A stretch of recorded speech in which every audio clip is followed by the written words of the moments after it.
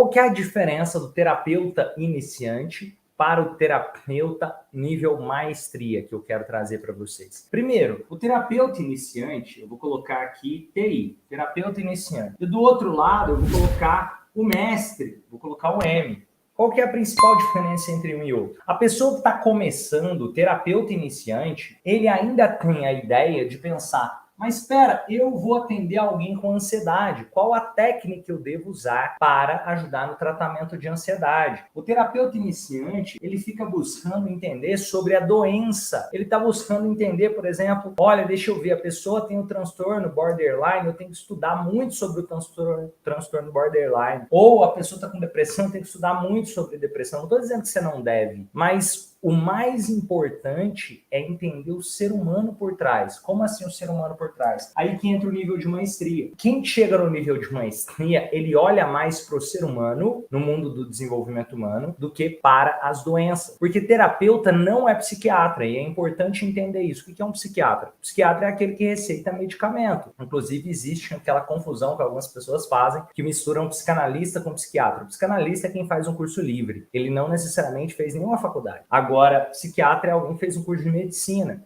Ele também pode não entender nada de terapia. Inclusive, foi interessante que eu encontrei uma colega e ela falou assim, nossa, mas a pessoa que estava me dando treinamento, ela entende muito de terapia, porque ele é um neurocirurgião. O que tem a ver o cara ser um neurocirurgião com ser bom terapeuta? Pode ser que ele seja um neurocirurgião e bom terapeuta, isso pode acontecer, mas ele tem que estudar coisas que ele não aprendeu na faculdade para se tornar um bom terapeuta. Assim como você, ele vai ter que ter começado do zero na terapia, ele não tem conhecimento na área do desenvolvimento humano, assim como uma pessoa leiga também pode não ter, a não ser pelas próprias vivências. Na faculdade de psicologia, você não estuda profundamente sobre emoções e comportamentos na faculdade de medicina, como é possível estudar quando você aprofunda nos conceitos da psicologia, da área da terapia em si, na área do desenvolvimento pessoal em si. Então, esses conceitos são estudados fora da faculdade. Então, quem está no nível de maestria, ao invés de estudar sobre a doença, ele estuda sobre ser humano. Como assim sobre o ser humano? Qual que é a melhor pergunta que um terapeuta a nível de maestria vai fazer para o cliente? É ouvir o cliente para entender qual será a melhor pergunta. Ele não vem com a receita de bolo pronta. Enquanto esse cara aqui, ele quer anotar, o terapeuta iniciante, ele quer anotar uma formulazinha de qual é a próxima pergunta que ele vai fazer, o terapeuta em nível de maestria, ele está presente, se importando com a pessoa na frente dele. Então, ele não está rotulando. Olha, se a pessoa tem depressão, eu tenho que usar essa técnica. Se a pessoa tem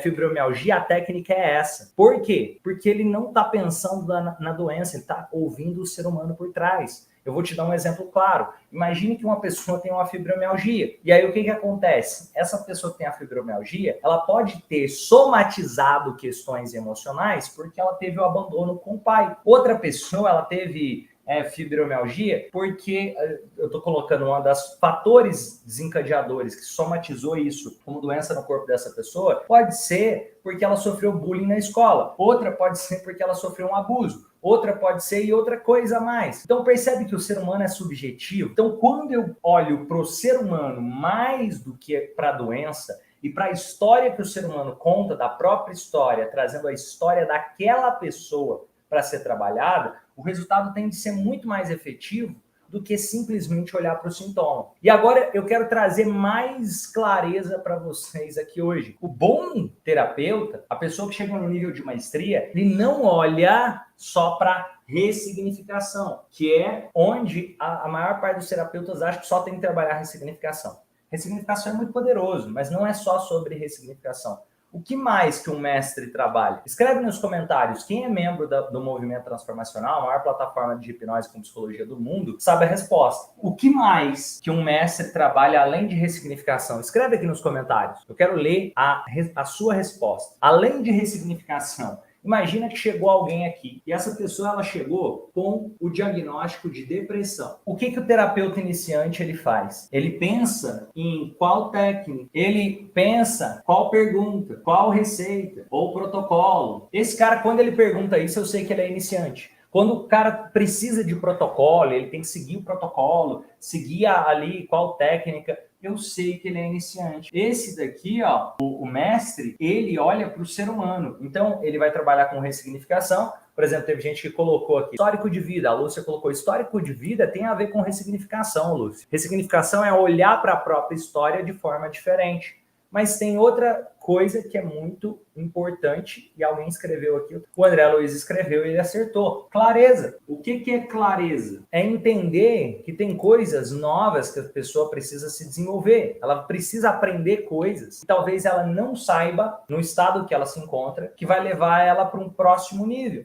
O bom terapeuta gera ressignificação e clareza. O como gerar clareza? Através de conversa com a pessoa, ajudar a trazer informações, psicoeducação, metáforas, histórias, analogias. Você ajuda a pessoa a definir também ações que ela pode fazer no presente que vai ajudar ela a se desenvolver, além de trabalhar a própria história dela. E aí eu vou dar um exemplo da diferença do nível de maestria. Imagina que esse daqui ele está perguntando qual técnica. Aí ele está seguindo sempre qual o protocolo, qual a técnica para depressão, qual o protocolo para depressão. Esse outro, ele entende a história do ser humano. Então, quando ele entende a história, ele não está olhando para a depressão, ele está olhando para o ser humano. O que isso significa na prática? Significa na prática que essa pessoa aqui pode ser que ela teve um término de relacionamento. E esse término de relacionamento fez com que ela não está conseguindo... Cara, tá doendo demais nela. Ela tá sofrendo muito com aquilo. Então, talvez não seja nem necessariamente uma depressão. Ou talvez seja algo mais situacional. Ou você já tem mais tempo. Talvez seja, de fato, uma depressão, mas eu tenho que entender, peraí, o que está por trás daquele rótulo que me foi trazido? De repente, aquela pessoa que trouxeram, imagina aquela pessoa tá no psiquiatra, ela tá tomando medicamento, ela tá com depressão, só que aí chega e você vai ouvir a história dela, de repente ela teve uma gravidez conturbada e nasceu o filho e ela tá com simplesmente os hormônios estão desregulados, por isso precisa de clareza também. E a história é ser humano, por exemplo, um dos maiores fatores que causam a depressão pós-parto é porque a mulher, quando ela se torna mãe,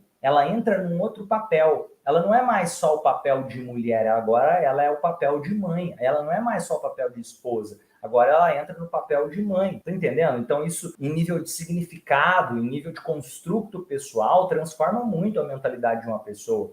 Por isso é muito comum acontecer da depressão pós-parto acontecer. Então, quando eu entendo o que está acontecendo na história desse ser humano, eu estou trabalhando ressignificação com ele. Eu estou ajudando ele a organizar as coisas e promover amadurecimento, sem pílula mágica. O terapeuta iniciante, ele acredita na pílula mágica. Pílula mágica. Como assim a pílula mágica? É como se fosse assim, deixa que eu resolvo, você não precisa fazer nada. É como se fosse um processo cirúrgico. O terapeuta iniciante. O terapeuta em nível mestre, ele entende que o cliente é o principal responsável pela transformação dele e que é possível uma grande transformação, ele acredita na transformação, mas ele entende que é um processo ativo e que vai acontecer a partir do amadurecimento do eu daquela pessoa. E isso é extremamente transformador e muito mais duradouro, porque enquanto o terapeuta iniciante, sem perceber, ele faz com que o outro fique dependente dele, porque o outro pensou assim, nossa, eu melhorei, mas eu melhorei, imagina isso, por causa do fulano. Então, o fulano que faz a transformação acontecer em mim. Então, se o fulano está longe, eu não tenho aqueles recursos, de repente eu volto a me sabotar. E o objetivo é não, você se transformou porque você está amadurecendo, porque você está conseguindo sustentar melhores resultados, você está se tornando um ser humano melhor, você fez as pazes com a sua própria história e você tem clareza sobre o que você pode fazer para fazer com mais consistência. Imagina essa depressão aqui que nós citamos. Com ressignificação e clareza, eu vou trabalhar a história da pessoa. Então, imagina que nesse caso aqui a pessoa teve um término de relacionamento muito brusco, de uma pessoa que ela amava e que teve problemas que ela não está conseguindo fazer mais nada e ela está assim, se sentindo desolada. E aí eu posso trabalhar assim em ressignificação, ajudar ela a perceber que ao mesmo fato, com um novo olhar. Eu ajudo a restaurar, reajustar a percepção. Não é sobre esquecer, é sobre amadurecer. Esquecer, desculpa, mas é ser mais imaturo. O objetivo não é apagar uma memória, o objetivo é amadurecer em relação ao que aconteceu. E aí, clareza é quais as estratégias que nós vamos trabalhar junto para trabalhar nisso daqui. Inclusive, clareza significa cuidar do corpo junto. Corpo e mente como um só sistema. Será que a pessoa está se alimentando bem? Será que ela está bebendo água? Será que ela está dormindo direito? Porque, de repente, essa depressão está acontecendo porque a pessoa não está dormindo bem. E se a pessoa não está dormindo bem, pode ser que o emocional dela não fica legal. Pode ser que essa depressão está acontecendo porque a alimentação dela está com nutrientes, não está legal, está com falta de nutrientes em relação ao que ela precisava. Então, ela pode ir num nutrólogo, entender o que precisa para reajustar o corpo. Você traz clareza sobre novas rotinas, um novo estilo de vida que vai ajudar ela, ao mesmo tempo que você ressignifica o que aconteceu na história dessa pessoa. Esse é o nível de maestria. O nível de maestria, ele olha muito mais para o amadurecimento do eu sem pílula mágica e com um resultado que seja duradouro, do que aquela ideia de guru. De eu sou o guru milagroso que você não precisa fazer mais nada e acabou os seus problemas. Só que, entenda isso, quem está no nível de maestria acredita na própria capacidade.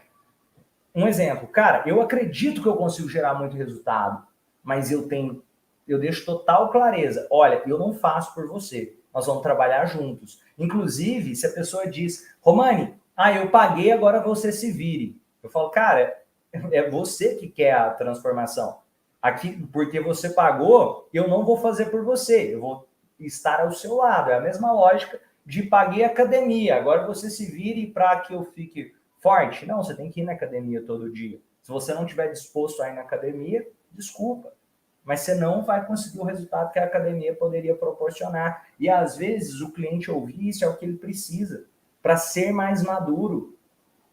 E aqui, pessoal, eu quero dar uma lida aqui nos comentários aqui, ó. Gostaria de saber se a terapia transformacional trata crise epilética. Dinei, olha essa pergunta que você fez. Tudo que for de origem fisiológica, você vai precisar de médico.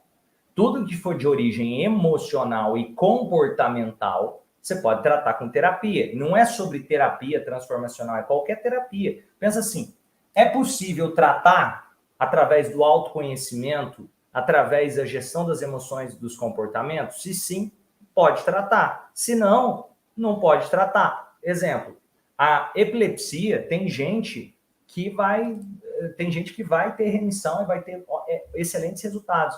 Tem gente que não, tem gente que vai passar a vida inteira com crises epiléticas. Agora, é importante entender cada caso para poder avaliar. E aí, o que você vai precisar fazer? Você precisa trabalhar com acompanhamento multidisciplinar. No caso, tomar os medicamentos que forem necessários, de acordo com o quadro daquela pessoa, e ao mesmo tempo trabalhar a parte terapêutica. Por quê? Porque na parte da terapia, você vai ajudar a construir um estilo de vida que vai proporcionar para você melhorar a sua saúde e fazer com que você tenha menos crises, ou a pessoa tenha menos crise, ao mesmo tempo que a pessoa desenvolve um autoconhecimento maior para poder lidar com o que está acontecendo. É um processo de autoconhecimento, não é uma pílula mágica. Imagina, a terapia trata a perna quebrada? Terapia vai fazer o seguinte, vai ajudar a pessoa a lidar com a questão de ter quebrado a perna, mas ela não vai curar a perna em si. Ela vai lidar melhor com a questão do que aconteceu com ela. Tá ficando claro aqui? Imagina uma pessoa que teve um diagnóstico de câncer. A terapia vai tratar o câncer? A terapia trata o ser humano por trás do câncer. E se a terapia trata o ser humano por trás do câncer, o que vai fazer pela pessoa? Ela pode ter mais exposição no dia a dia, ela pode lidar melhor com o diagnóstico, ela pode criar um estilo de vida que vai proporcionar uma chance maior de cura para ela, ela pode fazer uma gestão das emoções, onde a imunidade dela esteja mais alta para que ela possa lidar melhor com o tratamento, ela pode entender mais sobre o estilo de vida que ela quer levar. Só que não é o câncer que... A terapia não trata nenhum tipo de doença. A terapia trata o ser humano e o ser humano se transformando trata a doença. Deu para entender essa lógica? E esse é o nível de maestria. Essa pergunta eu sei que a pessoa, quando pergunta, ó, isso aqui trata epilepsia, eu sei que a pessoa ainda está começando nessa área do desenvolvimento humano. Ou trata vou colocar aqui, trata cegueira, trata não sei o quê. Eu vou te dar um exemplo. Cara, não é que trata a cegueira, não. Imagina que a pessoa ficou cega. Vai tratar a cegueira? Não, vai ficar. Você vai tratar o emocional. E se a pessoa estiver melhor emocionalmente, e se isso ajudar ela a enxergar, e o comportamental. E se ela se comportar das formas que ela precisa se comportar, e se isso ajudar ela a enxergar, é isso. Porque existem casos de pessoas que têm aquelas cegueiras emocionais. Mas isso é atípico. No geral, se for um problema realmente fisiológico, você vai ver que a pessoa vai precisar fazer uma cirurgia, alguma coisa do tipo. Entende isso? É emocional, comportamental, trabalhando o estilo de vida, trabalhando o ser humano, trabalhando o autoconhecimento.